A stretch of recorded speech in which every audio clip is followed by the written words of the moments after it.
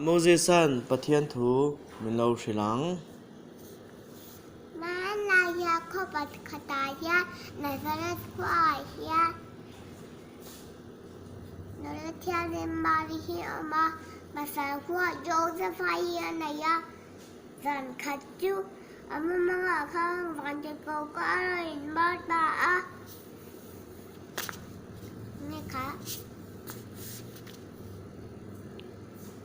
ngay rồi Ngay rồi mari iraya nga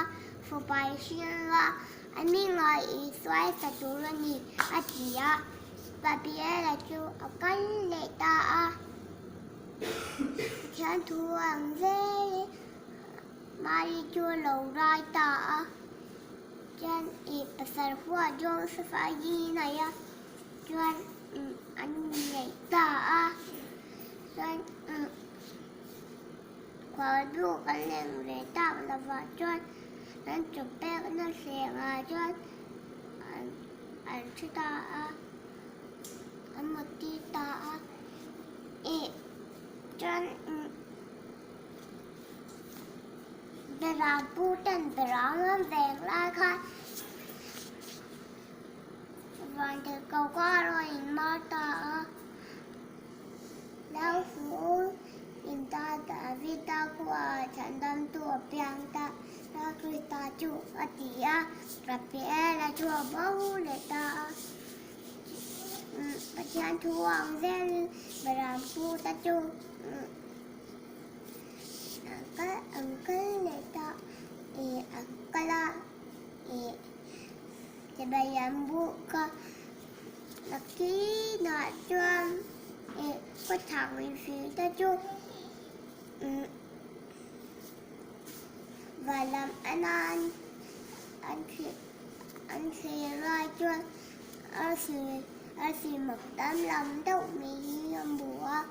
Nó thay nổ biao chinh chả là được Anh chị à chuan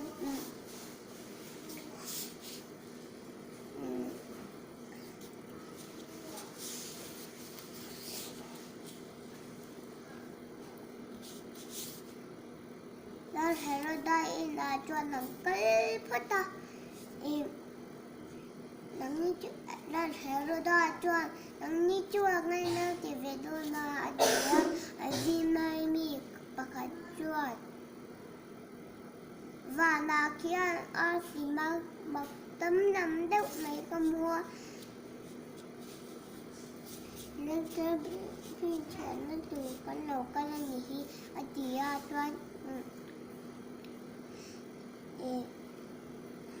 Nó thấy nó đây chuan Anh lỗi tạc mô Cái buôn nó sao chú chỉ bày cái bục về đuôi rồi Và cái lô là Em mua về lâu thì để đôi nha À chị á Chân Có thằng này thì nó cho ăn cái đầu tiên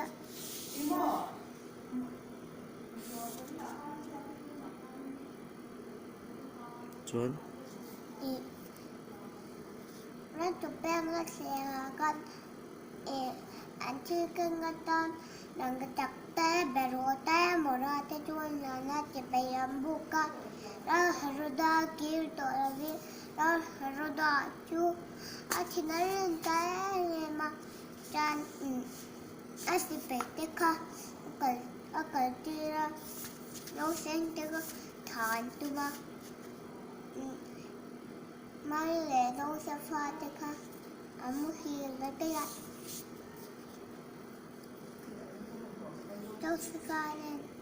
Joseph nên là chuan Nó để làm bộ vui rồi Ở chỉ khá Nó để khá Ở làm bộ vui à Chân khá dâng cái ra mà thấy chua nhỉ